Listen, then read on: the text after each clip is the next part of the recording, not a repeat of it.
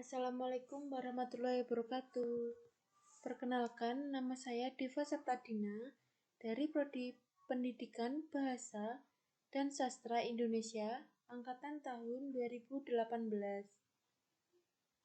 Di sini saya akan mempresentasikan tentang pengaruh upah kerja terhadap kinerja karyawan. Yang pertama adalah teori angket. Angket atau kuesioner merupakan instrumen penelitian yang berupa daftar pertanyaan untuk memperoleh keterangan dari sejumlah responden.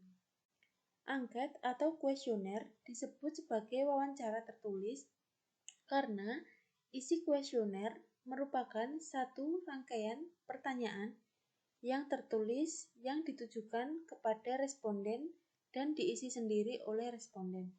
Kuesioner atau angket adalah suatu teknik pengumpulan informasi yang memungkinkan analis mempelajari sikap-sikap, keyakinan, perilaku, dan karakteristik beberapa orang, terutama di dalam organisasi yang bisa terpengaruh oleh sistem yang diajukan atau oleh sistem yang sudah ada. Selanjutnya adalah teori upah kerja. Upah merupakan balas jasa yang diterima karyawan dalam bentuk uang yang diberikan industri. Menurut Robin dan Coulter 2009, terdapat kompensasi langsung maupun kompensasi tidak langsung.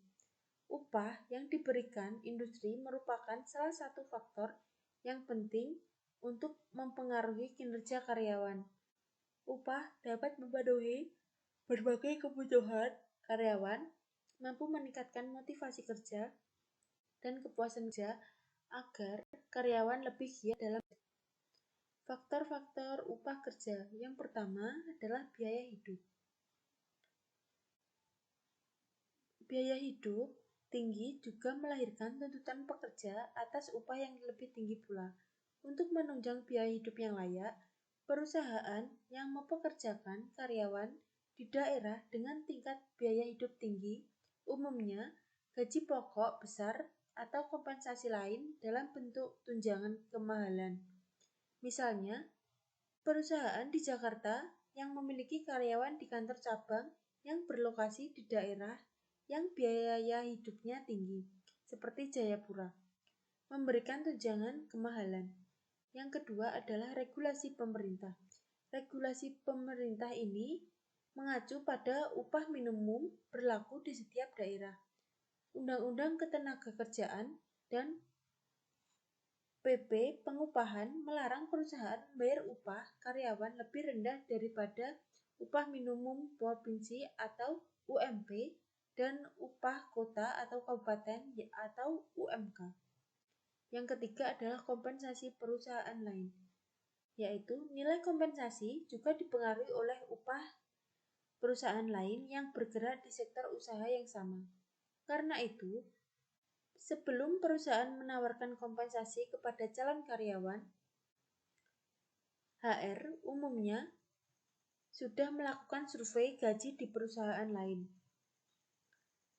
Yang keempat adalah kemampuan perusahaan.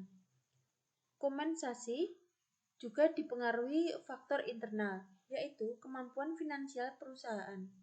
Perusahaan berskala besar atau punya reputasi bagus tentu bisa memberikan kompensasi yang besar bagi karyawannya, seperti gaji, berbagai tunjangan kesejahteraan, dan fasilitas. Namun, tidak demikian. Dengan perusahaan kecil yang menengah, meski ingin bersaing dengan kompetitor dan merekrut karyawan yang cakap, mereka tetap harus realistis mempertimbangkan kemampuan finansial perusahaan. Yang kelima adalah jenis pekerjaan dan tanggung jawab. Perusahaan merupakan sebuah bentuk organisasi bisnis yang menerapkan sistem kompensasi gaji yang jelas dan terukur. Dengan berbagai jenis pekerjaan dan tanggung jawab, semakin besar tanggung jawab karyawan, maka semakin besar kompensasi yang ia peroleh, sesuai dengan struktur dan skala.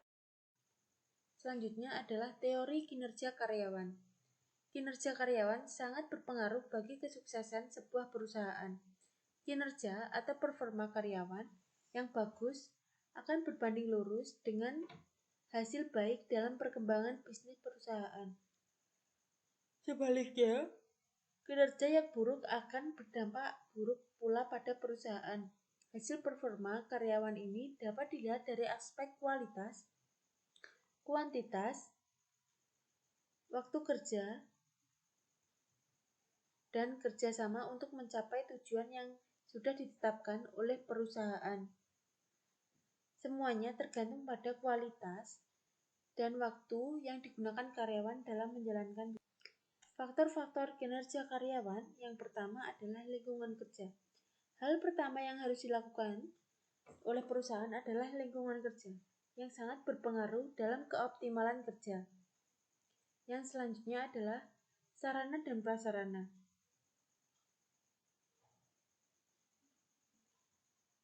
Yang ketiga adalah tanggung jawab dan pembagian tugas. Yang keempat adalah cara komunikasi. Yang kelima adalah bonus dan uji validitas dan reliabilitas. Upah kerja yang dapat disimbolkan di angka X menunjukkan signifikan two-tailed 0,05 level dan menunjukkan alpha ground batch sebesar 0,582, 0,543, lebih besar 0,60 yang artinya keseluruhan butir pertanyaan untuk variabel upah adalah reliable atau konsisten. Kinerja karyawan yang disimbolkan angka Y terdapat signifikan two-tailed 0,01 level dan menunjukkan alpha ground batch sebesar 0,557, 0,557 lebih besar 0, yang diartikan keseluruhan butir pertanyaan untuk reliable kinerja karyawan dan reliabilitas atau konsisten.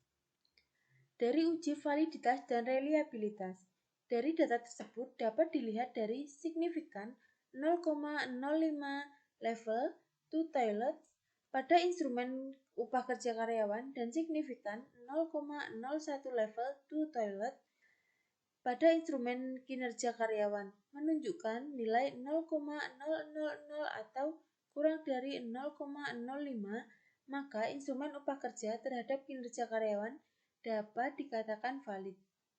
Dari uji validitas dan reliabilitas menunjukkan nilai statistik setiap butir pertanyaan dan setiap nilai pada kolom ground batch alpha if item delete menunjukkan angka lebih dari 0,50, maka kelima butir pertanyaan dapat dikatakan reliable. Dari hasil uji korelasi, upah kerja berbanding lurus dengan kinerja karyawan. Hal ini dapat disimpulkan bahwa pengaruh upah kerja terhadap kinerja karyawan memiliki hubungan atau bisa dikatakan saling berhubungan.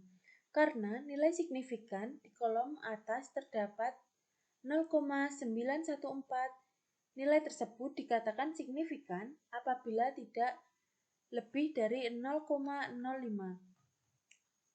Selanjutnya, kesimpulan.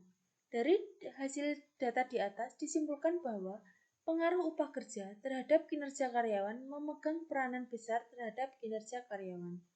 Dibuktikan dengan saat uji validitas dan reliabilitas, nilainya sebagian besar valid, dan pada saat uji korelasi, pengaruh upah kerja terhadap kinerja karyawan mempunyai hubungan atau saling berhubungan.